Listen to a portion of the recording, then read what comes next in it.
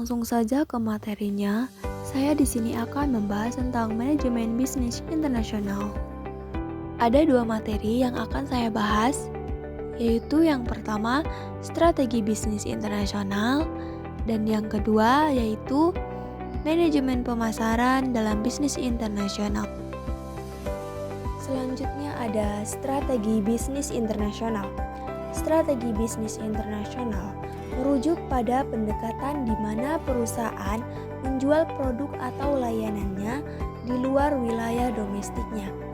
Pasar internasional membuka peluang baru bagi pertumbuhan bisnis, memberikan manfaat seperti perluasan pasar, ROI yang lebih tinggi, keunggulan kompetitif melalui lokasi, pengakuan merek global, dan kepuasan pelanggan global.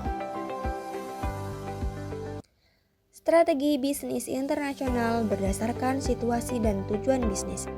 Strategi bisnis internasional harus disesuaikan dengan situasi dan tujuan bisnis perusahaan di pasar internasional. Berikut adalah beberapa strategi bisnis internasional yang dapat digunakan oleh perusahaan. Yang pertama, ada involvement in global free trade strategy. Yang kedua, ada merger strategy. Yang ketiga, acquisition strategy. Yang keempat, strategi alliance. Dan yang terakhir atau yang kelima yaitu ekspor strategi. Tahapan memulai bisnis internasional. Tahapan memulai bisnis internasional meliputi beberapa langkah yang perlu dipertimbangkan sebelum terlibat dalam kegiatan bisnis di pasar global. Adapun penjelasan seputar tahapan memulai bisnis internasional adalah sebagai berikut. Yang pertama ada ekspor insidentil, yang kedua ekspor aktif, yang ketiga penjualan lisensi, dan yang keempat atau yang terakhir ada franchising.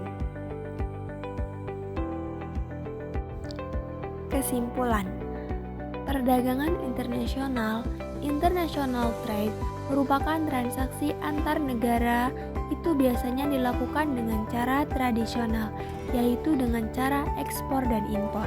Dengan adanya transaksi ekspor dan impor tersebut, maka timbul neraca perdagangan antar negara, balance of trade. Sedangkan pemasaran internasional yang merupakan keadaan suatu perusahaan dapat terlibat dalam suatu transaksi bisnis dengan negara lain, perusahaan lain, ataupun masyarakat umum di luar negeri. Transaksi bisnis internasional ini pada umumnya merupakan upaya untuk memasarkan hasil produksi di luar negeri.